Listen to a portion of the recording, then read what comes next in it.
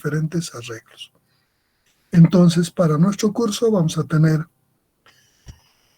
elementos preelaborados para generar las uniones, roblones, pernos, pasadores y las soldaduras que se construyen en sitio a través de la aplicación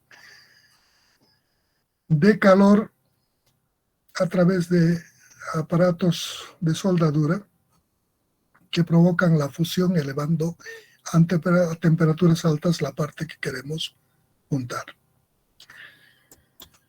Para poder ver nosotros este proceso, es bueno clasificar las uniones en los diferentes tipos en función de los arreglos geométricos, de las cargas y de los tipos de elementos de unión, de tal forma que podamos separar y analizarlos por grupos para la determinación de los esfuerzos. Así tenemos una primera clasificación de las uniones roblonadas o empernadas por el modo de transmisión de las cargas. Quiere decir, cómo transmiten la carga que reciben al otro elemento que transferirá a los otros elementos para su equilibrio estático.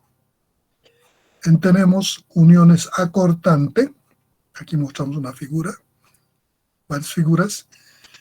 Este elemento recibe la carga aquí y transfiere a este otro elemento mediante esta conexión de roblón o perno. Este perno recibe esta carga a través de este elemento y transfiere este otro elemento en el punto de apoyo de este elemento para generar el equilibrio.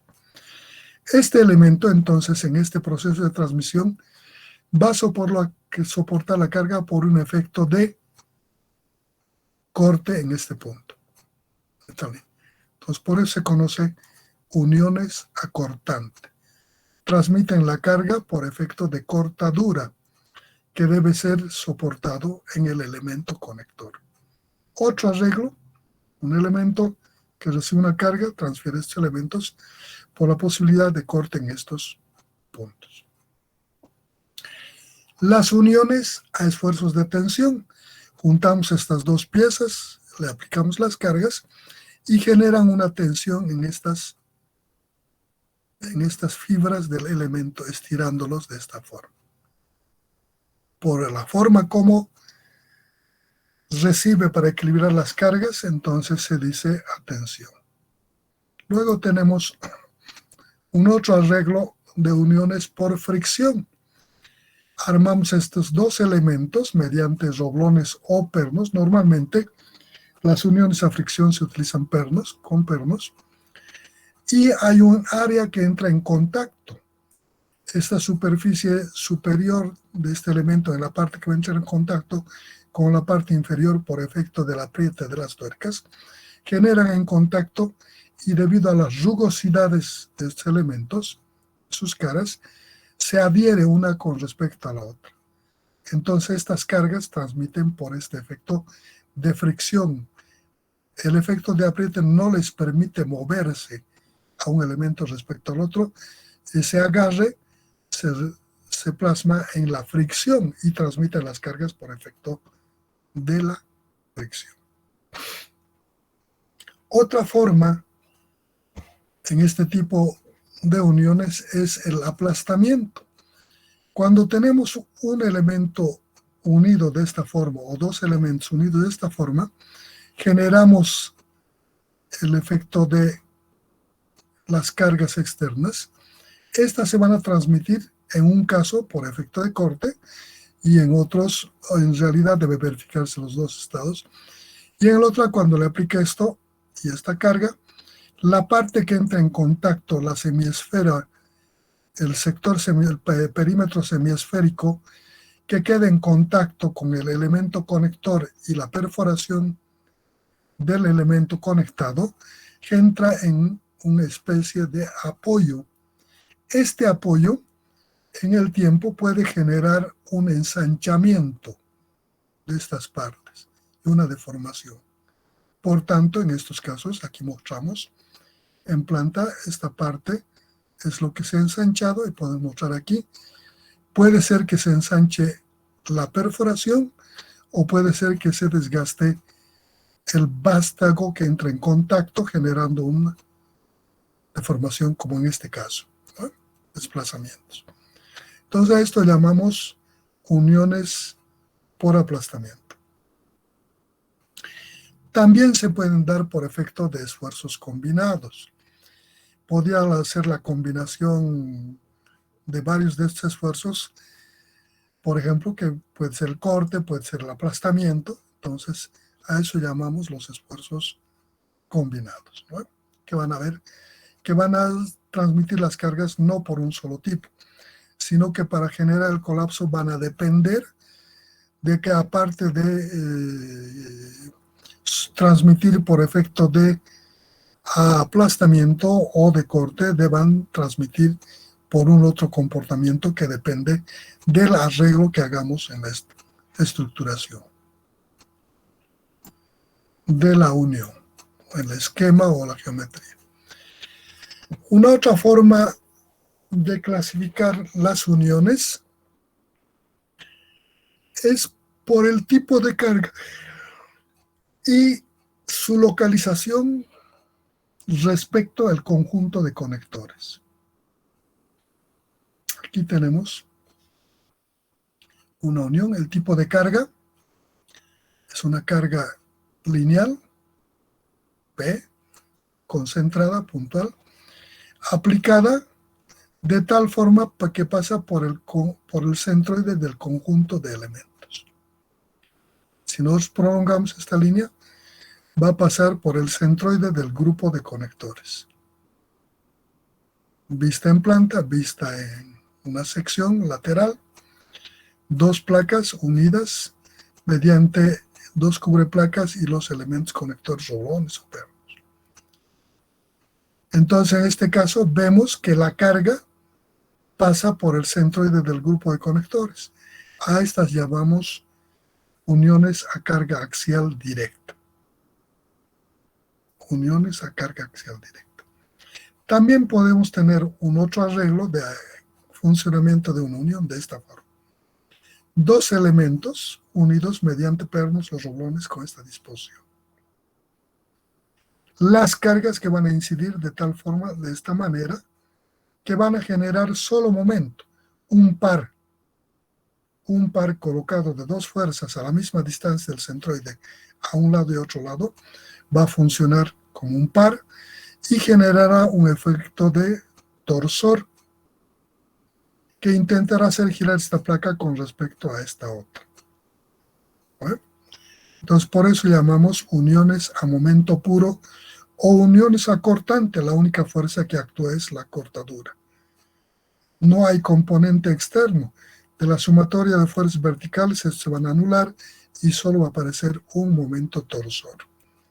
Y eso va a generar un efecto de corte. A eso se llama uniones a momento puro o uniones a cortante.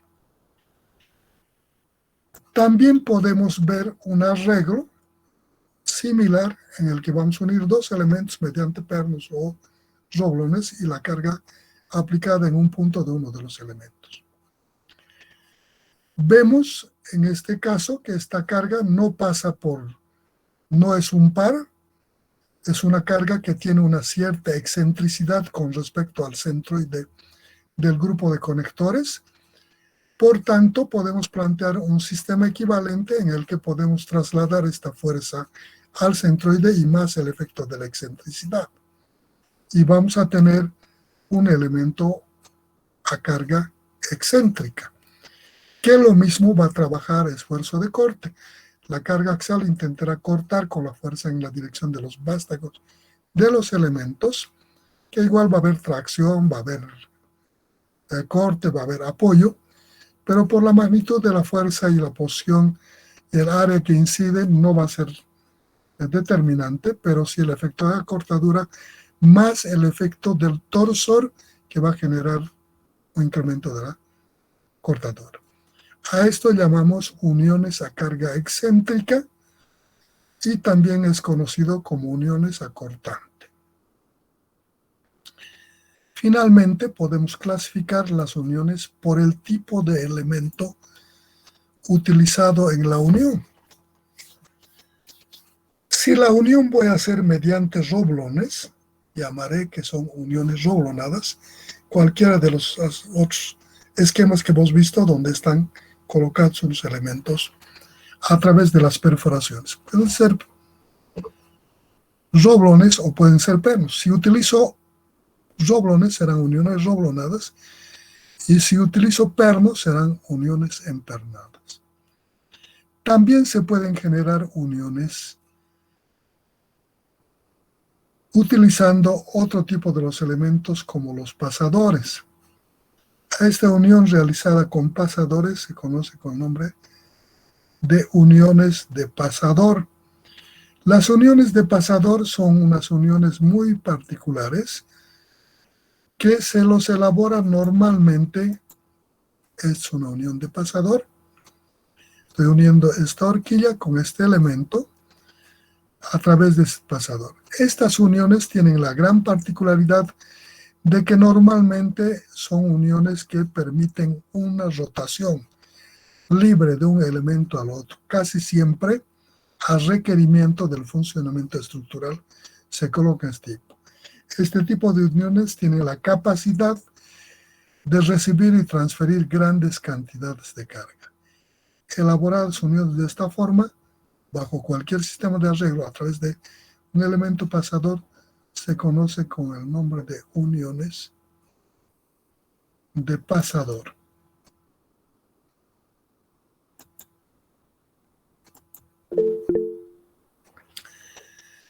Finalmente, podemos también no unir a través de elementos prefabricados, sino a través de la fusión, que es la unión de soldadura. Hemos mostrado algunos esquemas, aquí están las uniones de soldadura. Juntamos por fusión, elevando a temperaturas altas a través de un soldador estos elementos. Estas son soldaduras de fuerza. Hay soldaduras que no son de fuerza y que son para mantener la geometría simplemente. No nos interesan estas. Nos interesan las soldaduras de fuerza, las de fusión. Entonces, así hemos clasificado las uniones por el tipo de elemento, por cómo transmiten las cargas, por el tipo de carga y su ubicación respecto al conjunto de elementos conectores. Y bueno, el siguiente problema aparece como la determinación de esfuerzos en las uniones. ¿Cómo determinamos las uniones, los esfuerzos en las uniones, sean roblonadas, empernadas, de pasador o de soldadura? Esfuerzos en uniones. Para la determinación de esfuerzos en uniones vamos a aplicarle en la clasificación por el tipo de elemento utilizado en cada unión. Primero vamos a ver las uniones roblonadas y empernadas que tienen el mismo comportamiento. Entonces, en las uniones roblonadas podemos unir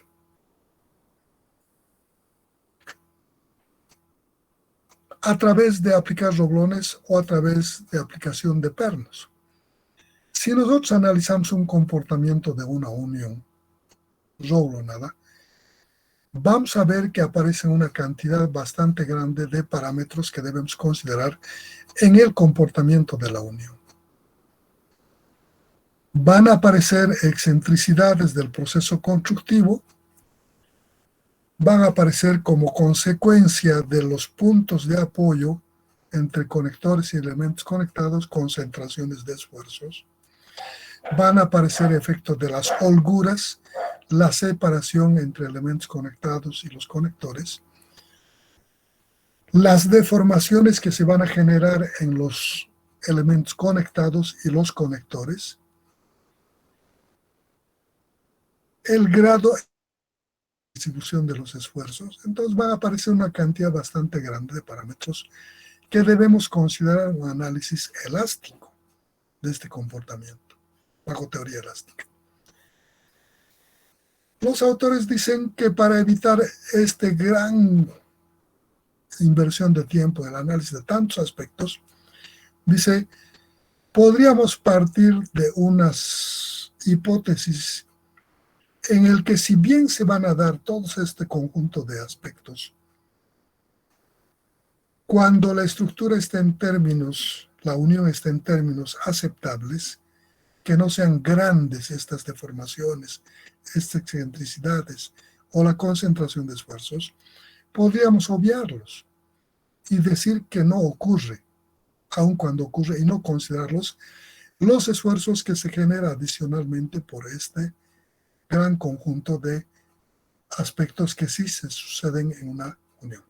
Siempre y cuando la unión esté dentro de parámetros aceptables, no aquellas que ya han generado deformaciones grandes o concentraciones de esfuerzos grandes o holguras mucho mayores a las permisibles o admisibles que van a generar el colapso estructural. Entonces, a los esfuerzos determinados bajo estas hipótesis iniciales de simplificación del problema se conoce como esfuerzos nominales. En el presente curso vamos a aprender a determinar los esfuerzos nominales. Un esfuerzo real, entonces, será aquel esfuerzo nominal dividido entre un factor de seguridad que debe cubrir esta simplificación que se ha hecho a través de las hipótesis iniciales de partida. Este es nuestro tema.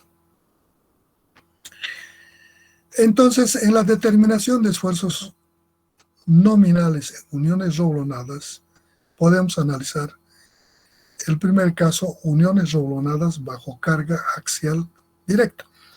En la clasificación por el tipo de carga y su punto de aplicación respecto a los elementos conectores,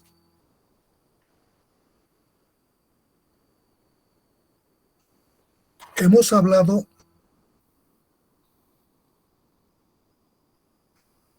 de cargas bajo carga axial directa, uniones a momento puro y uniones a carga excéntrica.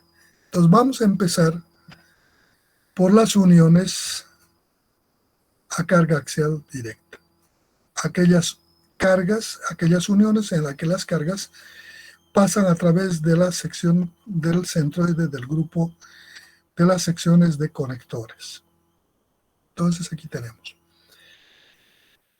Dicen también los que desarrollan este tema, cuando estemos analizando el comportamiento de una unión, hay dos formas de análisis. Una, plantear en el esquema la unión tal cual se va a dar y analizar todos los posibles esfuerzos que van a generar el comportamiento de la unión. Otra dice, ver ese comportamiento de esa estructura y qué posibilidades de fallas se pueden dar en este arreglo. Si somos capaces de identificar los posibles tipos de fallas, dice, podríamos concretarnos a generar la formulación matemática que nos permita determinar los esfuerzos de esos probables tipos de falla y garantizar las dimensiones para que no ocurra esos tipos de falla. Si bien mencionan los dos tipos la mayoría de los autores, al final todos desarrollan bajo la segunda metodología de identificación de los posibles tipos de fallas.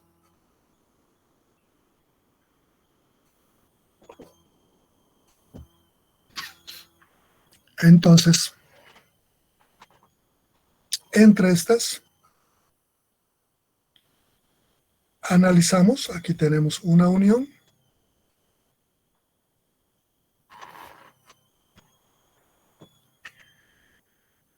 Si nosotros le aplicamos las cargas a estos elementos, esto jala aquí, puede ocurrir, ¿qué puede ocurrir?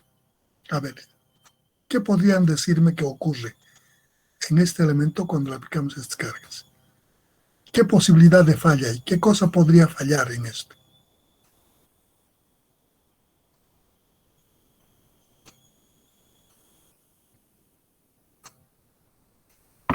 Las placas se podrían romper, y también las uniones Las se placas se podrían podían romper. cortar. Podían romperse estas placas, que son cubreplacas, aquí estamos mostrando, podían romperse esta placa en esta línea, o en esta línea, o en esta línea, o en esta línea, o podría romperse una de estas placas de la parte central en cualquiera de sus líneas. A eso llamamos falla por tensión. Entonces, esta es una posible falla por tensión. Esta es una vista lateral y esta es una vista en planta. Estamos viendo que en la línea 1, 1, este elemento se ha roto en esta línea. ¿Vale? Una vez que se rompe en esta línea, queda libre este otro elemento para irse por el otro lado. ¿Vale? Si es en la cubreplaca, tiene que ocurrir en las dos para que ocurra la cubreplaca. Vamos a ver posteriormente la influencia de estos esfuerzos, de este comportamiento. ¿Qué otro tipo de falla? Supongamos le aumentamos los espesores, la calidad del material, ya no se van a romper las placas. ¿Qué otra probabilidad de falla podría darse?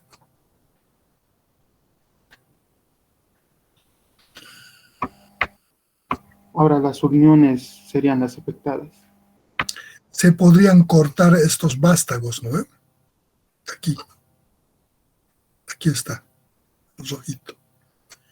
Si se cortan los vástagos, esta se va a un lado y esto es al otro lado. Por corte. Falla por corte del vástago de los conectores. Esto es una vista lateral, esto es una vista en planta. Si es en planta, es sección, y aquí sus vistas de las fallas. Si nosotros mejoramos, aumentamos los espesores de las placas, la calidad del material, aumentamos el diámetro de estos elementos para que no se corten y la calidad del material, son irrompibles las placas, incortables los conectores, volvemos a hacer la junta aquí y le aplicamos nuevamente las cargas. ¿Qué podría ocurrir? ¿Qué otro tipo de falla podría darse?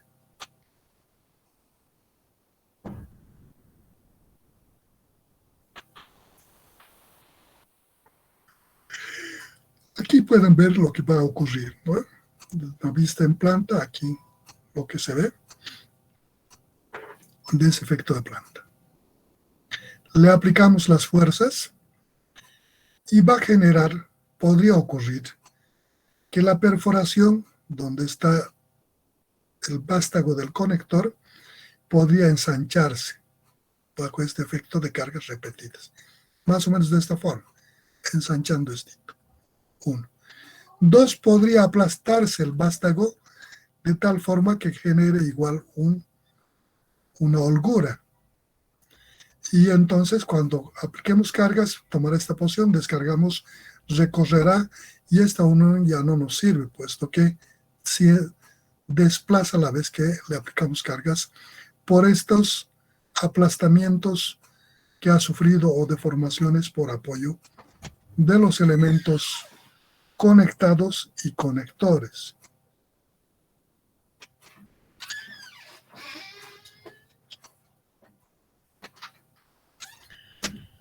Que es la otra falla.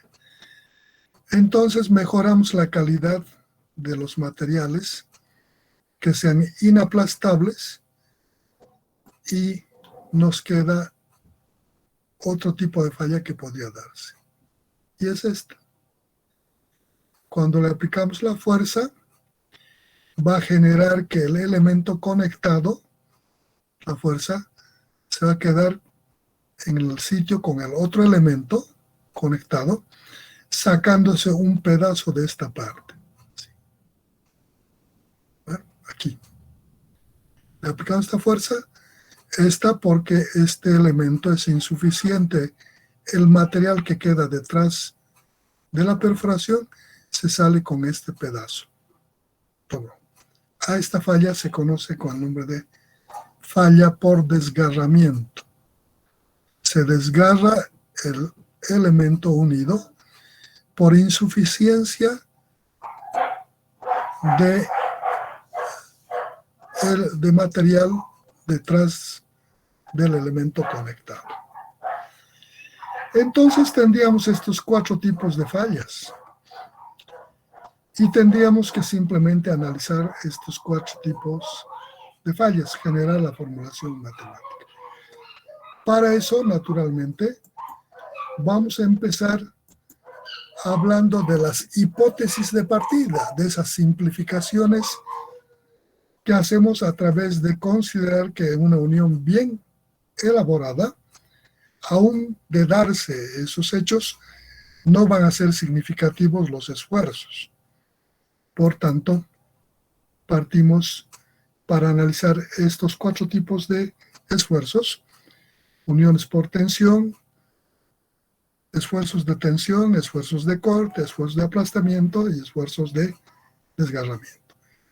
Entonces, las hipótesis de partida que se consideran para estas uniones roblonadas empernadas son estas. Una primera hipótesis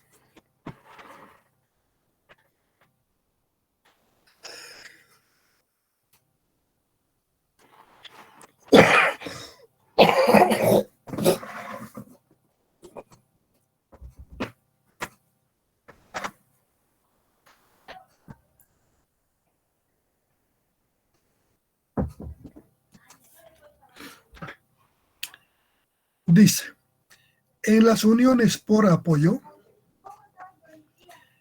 se desprecia la resistencia por fricción al deslizamiento entre elementos unidos. Cuando unimos, vamos a irnos atrás, aquí por ejemplo, unimos estos elementos de esta forma, este con estos 2 o con 1, no importa. Unimos en el proceso constructivo, colocamos el roblón y armamos la otra cabeza manufacturada por cualquier sistema. En este proceso hemos generado un ajuste de estos elementos por el proceso constructivo. Pero nuestro propósito no era generar un apriete de estos, porque no estamos queriendo que transfiera las cargas por fricción en las partes que entran en contacto, sino simplemente a través de estos roblones. El proceso constructivo hace que se genere un apriete en estas áreas que entran en contacto los elementos. Sus rugosidades hacen que se agarren y por tanto aparece fricción. Una pequeña cantidad de esfuerzo de fricción. Estas fricciones no son grandes. Le aplicamos las cargas y cuando las cargas sean un poquito mayores, esta fricción ya no va a funcionar, se va a deslizar, va a anularse, porque la carga que le estamos aplicando a la unión es mayor a esa fricción que se generó por efecto solo constructivo. El propósito no era generar fricción. Por tanto, a partir de ese momento, esta fricción ya no existe. Por esa razón se dice en esta hipótesis que no vamos a considerar ese efecto de fricción cuando las cargas se van a transmitir no por fricción, sino por apoyo entre conector y elementos conectados. La segunda hipótesis dice: se desprecia la deformación de los elementos unidos bajo las cargas. Cuando unimos los elementos, aquí, vamos a buscar otra figurita más.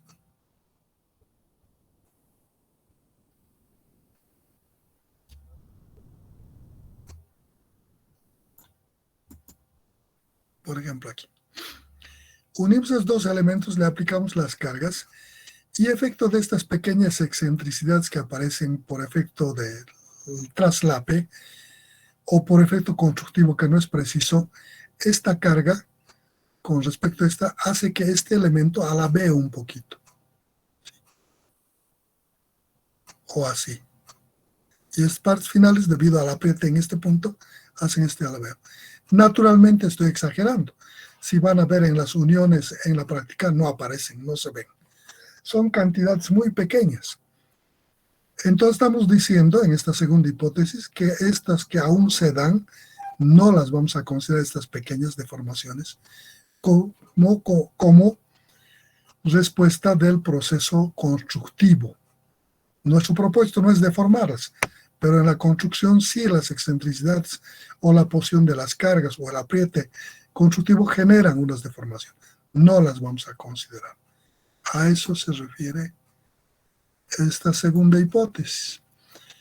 La tercera hipótesis.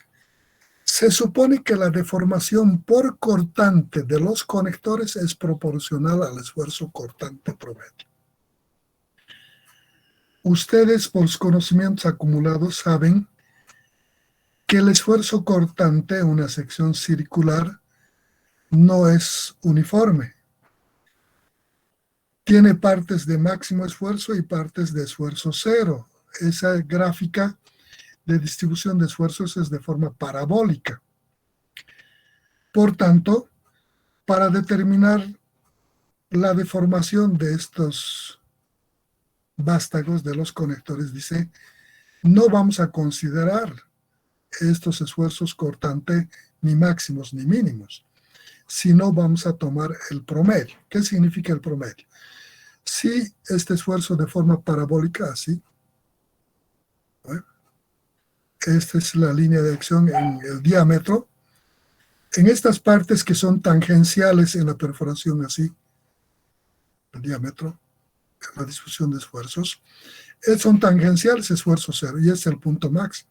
Entonces agarramos, sumamos estos dos esfuerzos, el esfuerzo cero y el esfuerzo máximo, dividimos entre dos y suponemos que el esfuerzo cortante está distribuido uniformemente en forma de promedio para calcular las deformaciones de los vástagos. A eso se refiere esto.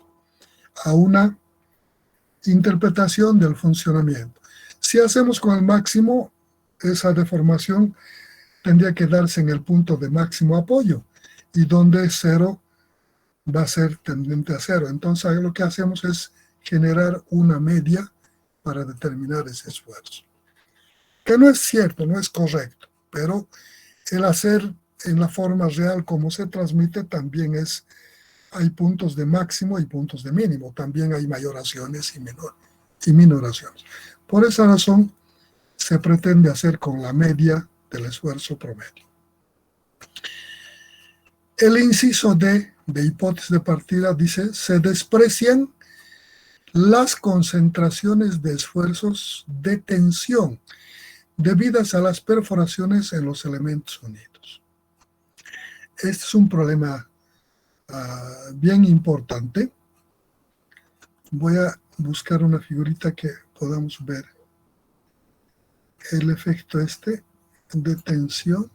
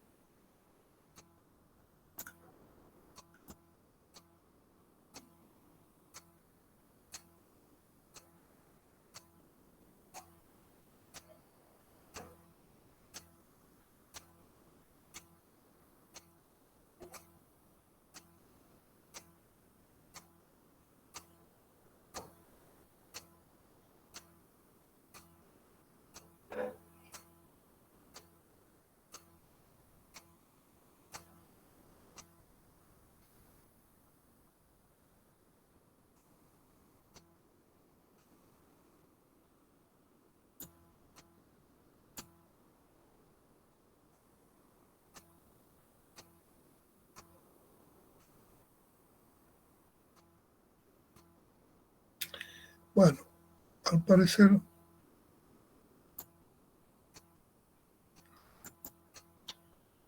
Lo tengo aquí.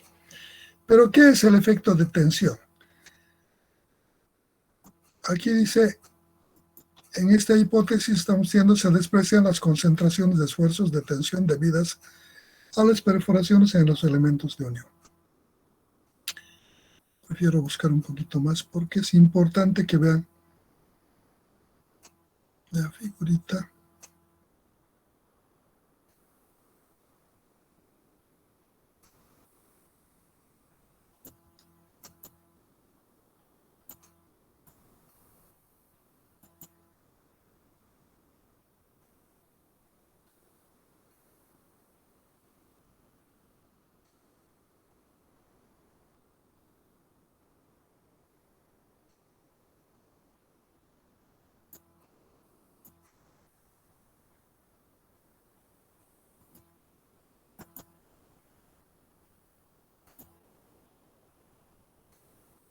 Aquí está.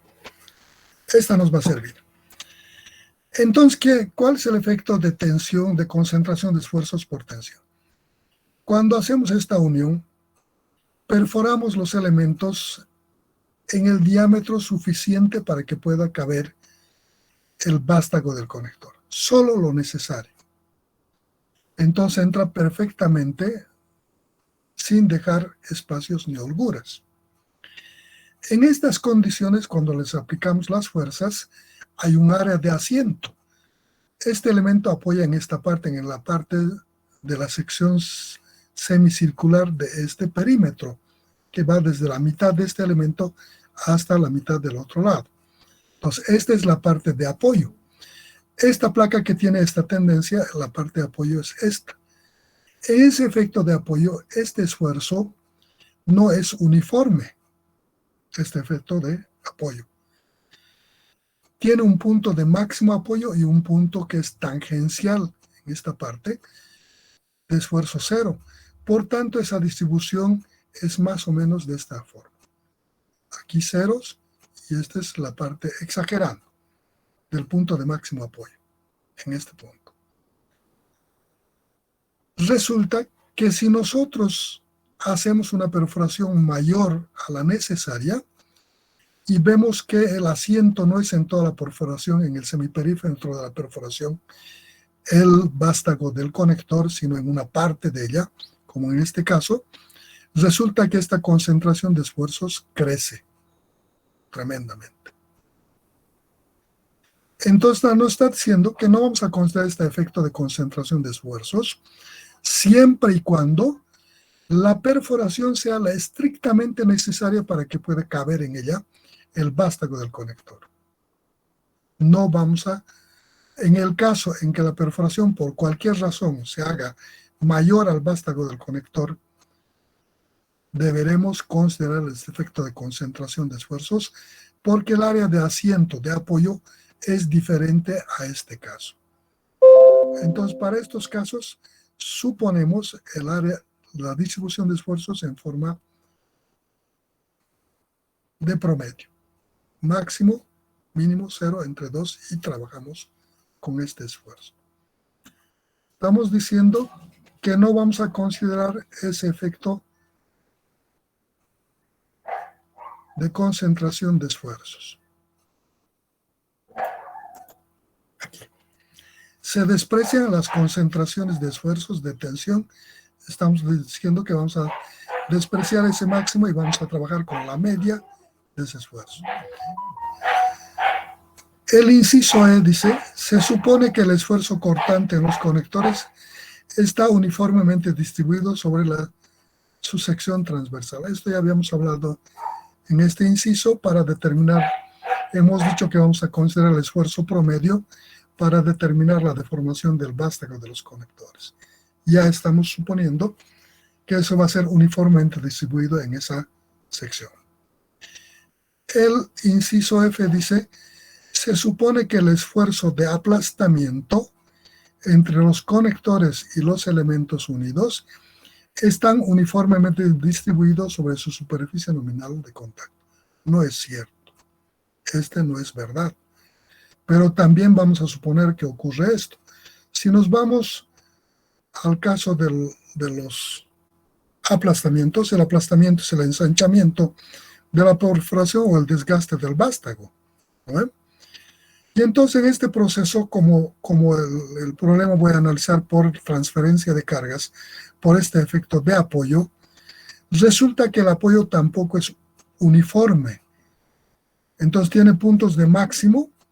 Si esto jalo a este lado, este semiperímetro de este lado va a apoyar, ¿no? El semiperímetro del vástago sobre el semiperímetro de la perforación. Para esta placa, con este será este otro lado.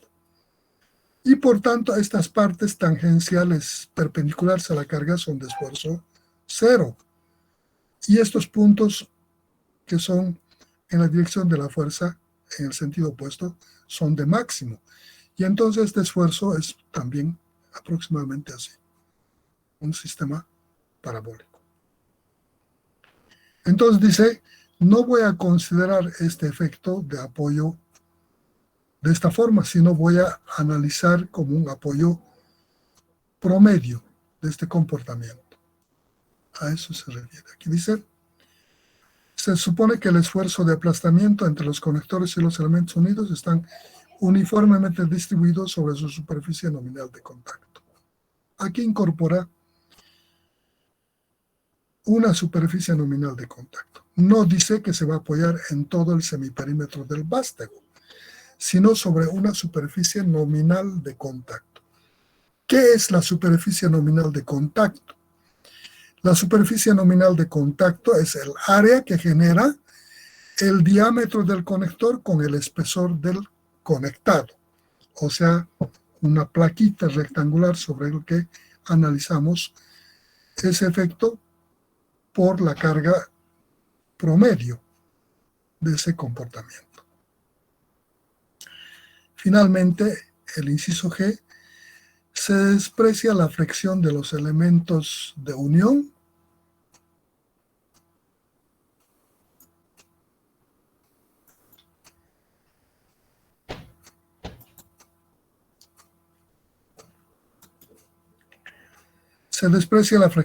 elementos de unión.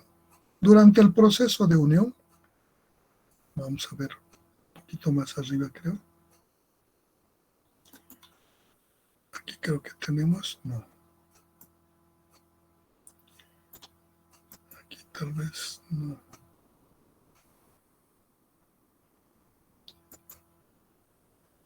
Aquí. Cuando nosotros hacemos la unión por efecto de apoyo, en estas uniones roblonadas le aplicamos esto y este vástago va a sufrir este primero quiebre, este pequeño quiebre aquí, muy pequeño, la deformación por este efecto.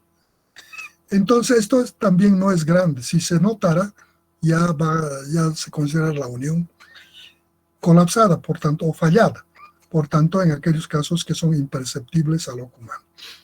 Esta pequeña deformación, dice, generada dentro de términos aceptables, imperceptibles al ojo humano, dice, no la vamos a considerar para determinar los esfuerzos en las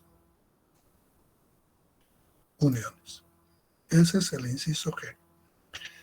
Sobre la base de estas hipótesis, entonces vamos a proceder a determinar inmediatamente los esfuerzos en uniones roblonadas.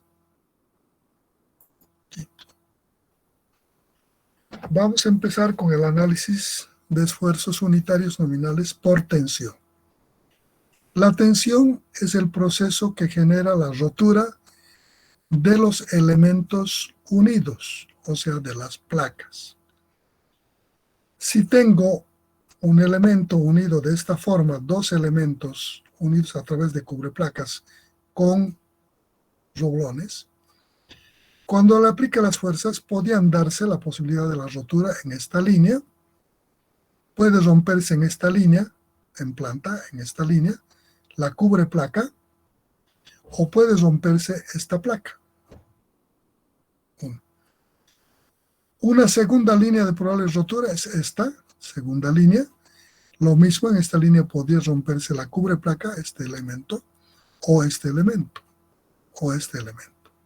¿Vale? Entonces llamamos esfuerzo, es la capacidad de soportar por efecto de tensión de estas placas a ese esfuerzo que se transmite a ese elemento. Para eso debo analizar en cada caso cómo va a incidir la carga en esta unión. Entonces simulo la probabilidad de falla.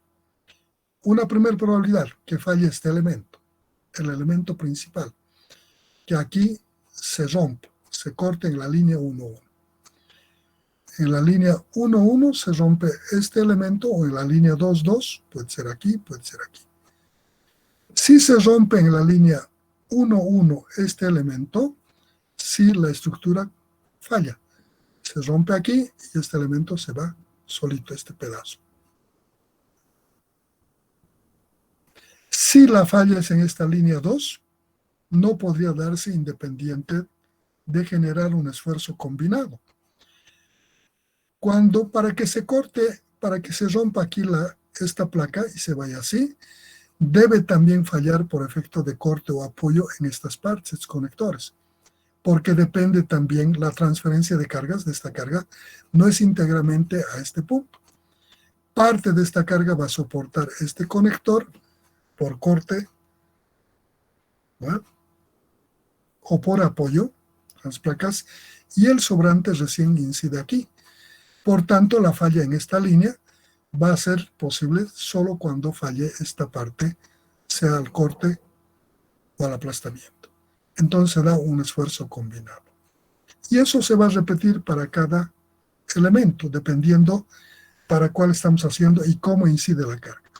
Si quiero analizar la cubreplaca, estas cubreplacas, en esta línea 1, esta cubreplaca superior e inferior, para cuando se rompe, no puede romperse directamente esta línea, porque este elemento no solo está conectado a estas cubreplacas por esta línea de conector, sino también por estas. ¿Qué implica esto? Que para que estos elementos con este colapse la estructura de unión, debe romperse aquí y debe cortarse aquí, o debe aplastarse. Y entonces este elemento sale libre y este elemento se va con el resto de los conectores.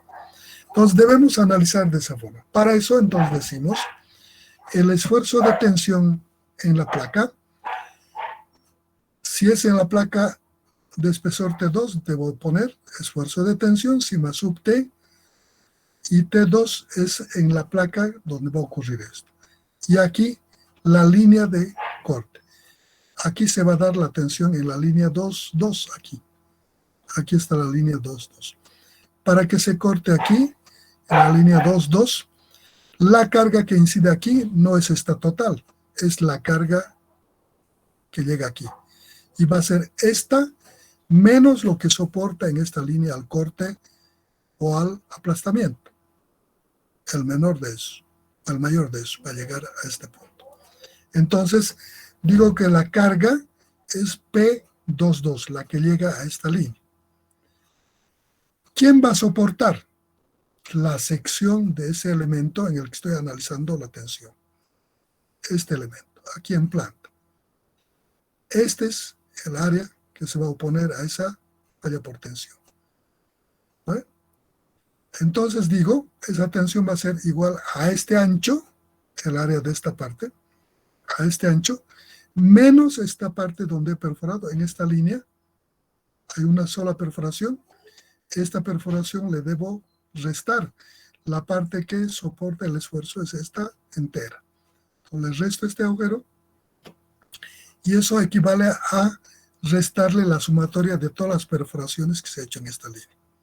Y por eso estoy poniendo sumatoria, desde aquí es 1 hasta que I es N, los N elementos, que multiplica eso a la perforación. Esta perforación es el diámetro del conector más una holgura que se le da por efectos constructivos y por efecto de que debe caber el vástago del conector. Diámetro del roblón más 0,32, que es la holgura total.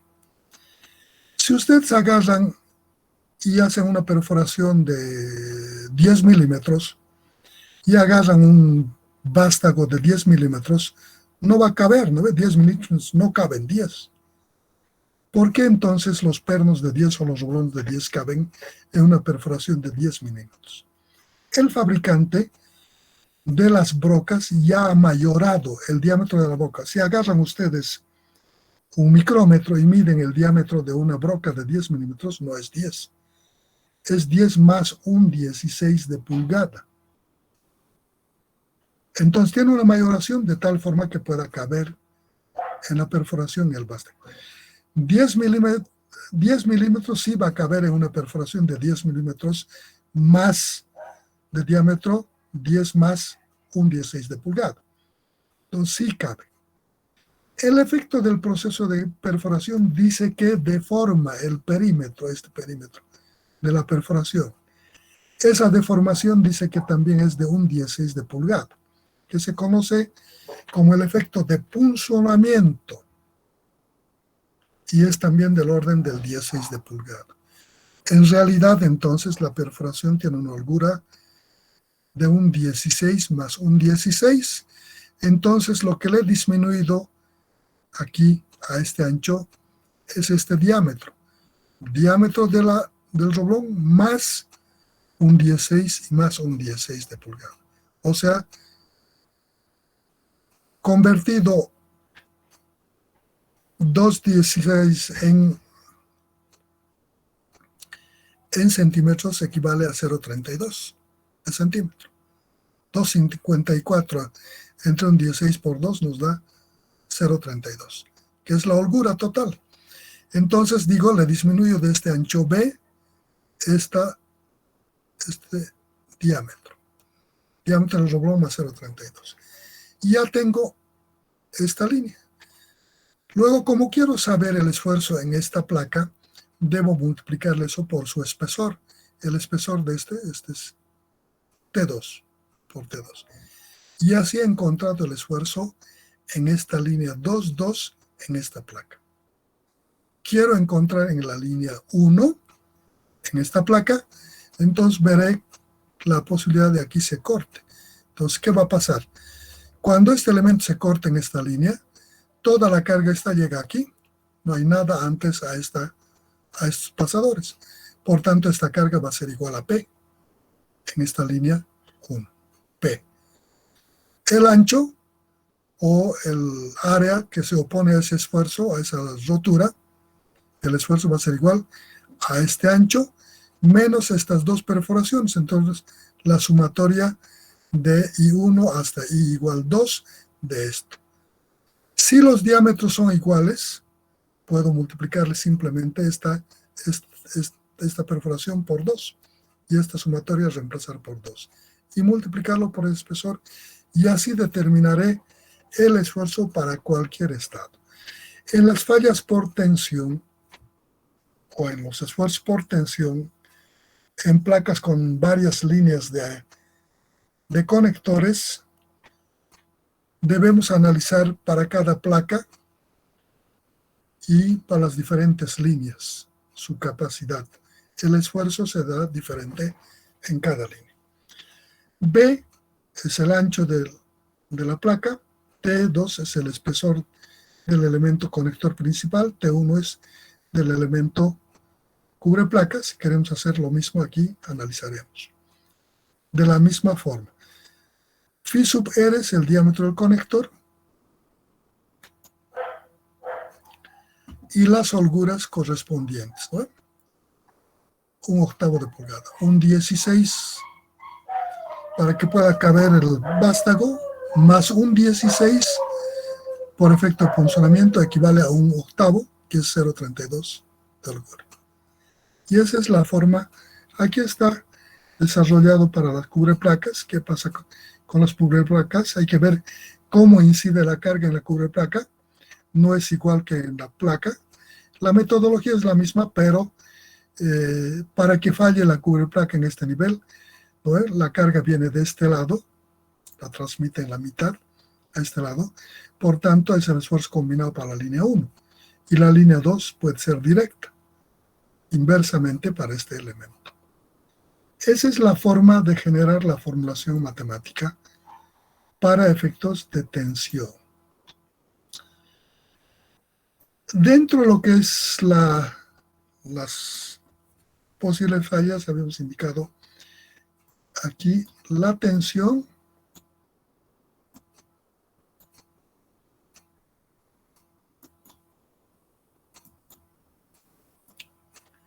aquí. Habíamos indicado que podían, en las uniones roblonadas, los posibles tipos de falla.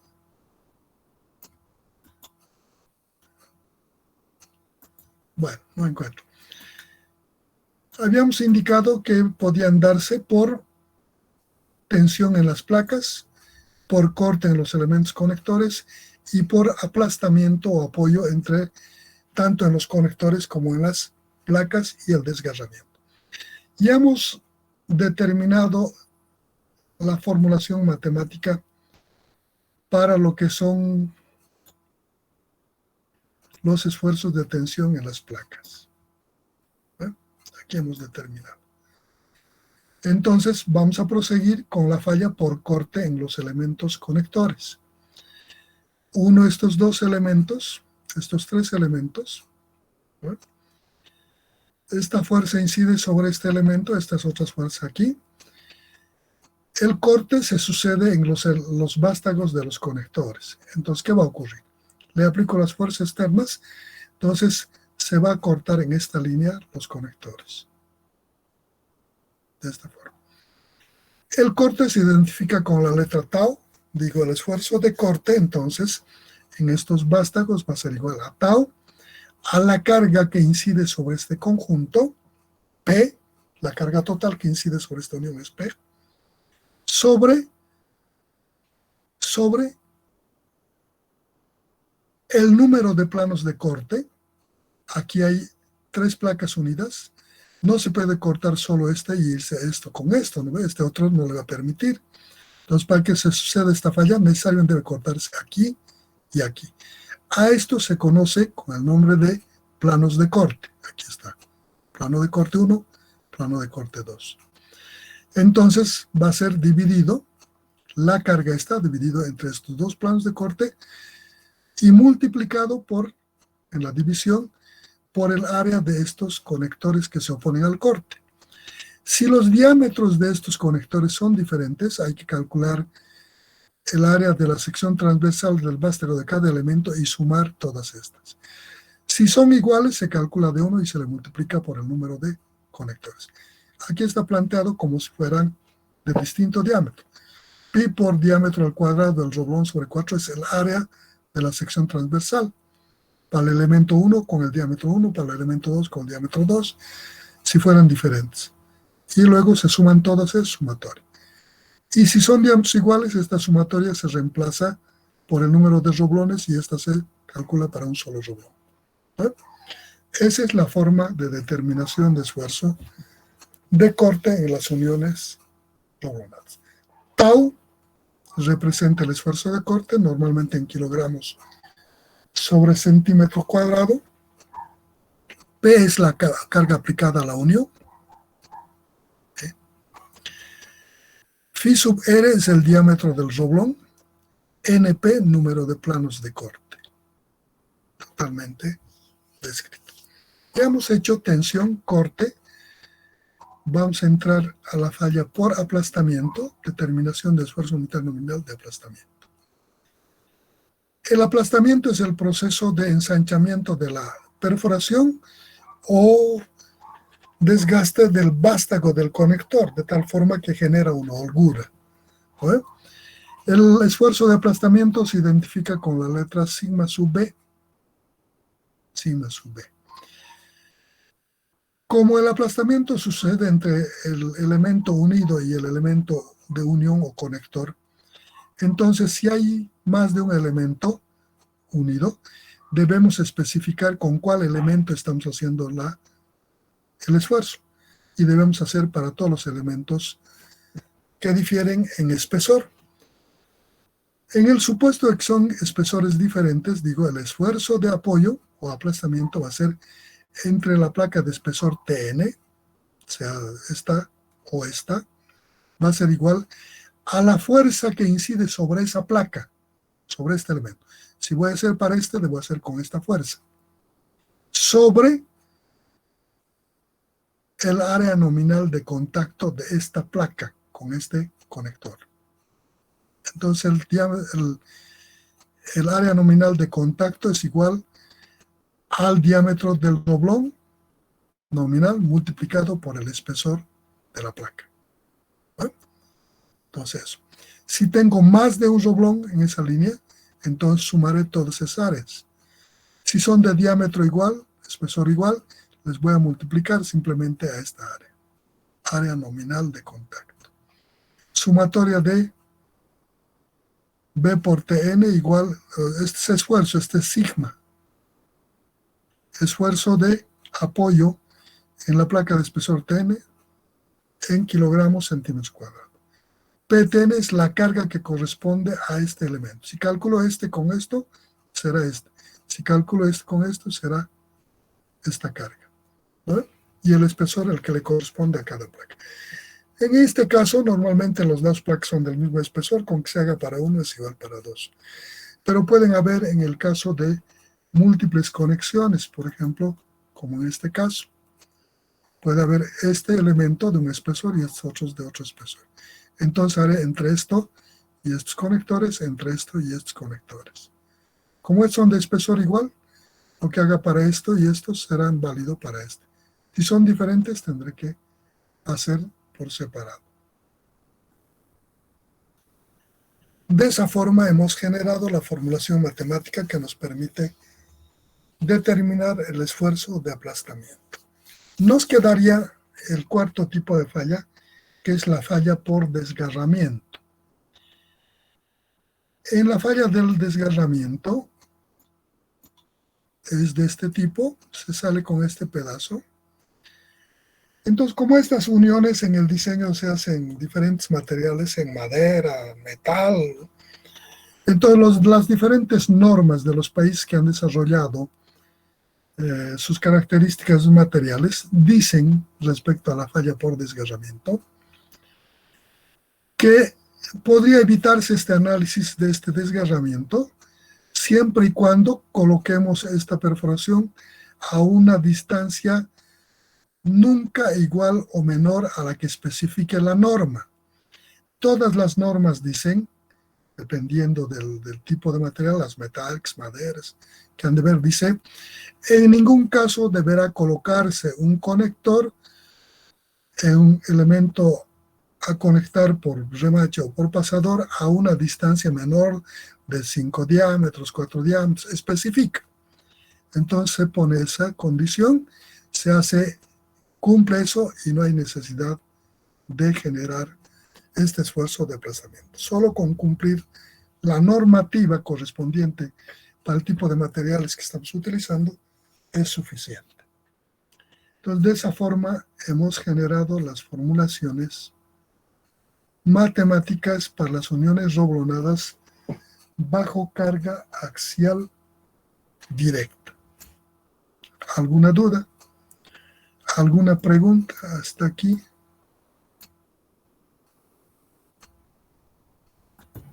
Buenos días, Inge. ¿Puedes repetir esa última parte, por favor? De la falla por desgarramiento. Sí. Entonces dice, el desgarramiento se sucede de esta forma.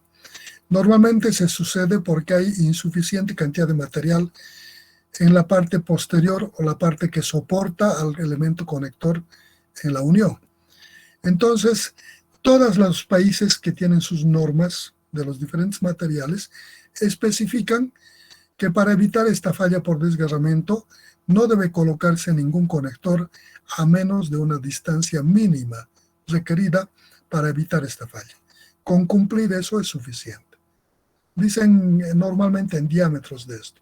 Dicen 4 o 5 diámetros del conector debe ser la distancia mínima de esa perforación al extremo libre, en el caso de los extremos libres.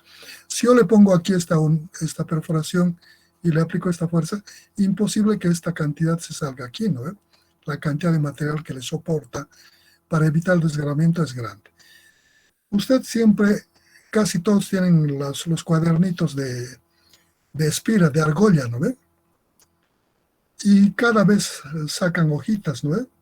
Agarran, abren y agarran de un extremo y jalan y se sale, todas con unos pedacitos por atrás, así que quedan en la argolla o en el papel, pero desgarrado así. Ese es un proceso de falla. Eso ocurre porque la distancia de la espira hacia la parte final de la hoja es pequeña. ¿Qué tal si la espira le pusiéramos en la mitad y le aplicamos la fuerza? ¿Creen que se va a romper de esa forma? No, probablemente se va a romper de otra forma, ya no se va a desgarrar esa mitad que queda de la hoja al extremo libre. Ese es el proceso de falla. Y depende solo de esta cantidad de material que quede detrás de la perforación. No sé si te he aclarado, si no me dices. Sí, Inge, gracias, está bien. Bueno, entonces hemos visto la generación de la formulación de esfuerzos en uniones roblonadas bajo carga axial directa. Nos queda generar las formulaciones a momento puro de uniones roblonadas y a carga excéntrica de uniones roblonadas. Y naturalmente la aplicación numérica. Hoy vamos a quedar aquí y mañana vamos a hacer la aplicación numérica. Nos vemos, jóvenes.